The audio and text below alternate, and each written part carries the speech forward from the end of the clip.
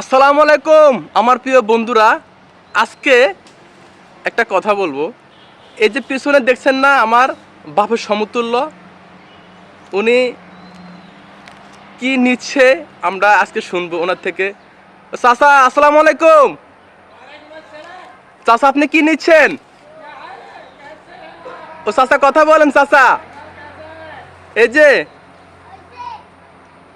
এটা কি নিচ্ছেন, শাক নাকি ঘাস? চাচা কথা বলেন চাচা। তো আমার চাচা উনি কাজ করতেছে, উনি গরুর জন্য ঘাস নিচ্ছে।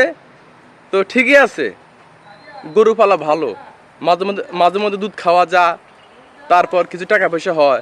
তো তো সবাই ভালো থাকেন, সবাই সুস্থ থাকেন, সবাই বেশি বেশি করে গরু পালবেন, তাহলে দুধ খেতে পারবেন। ওকে।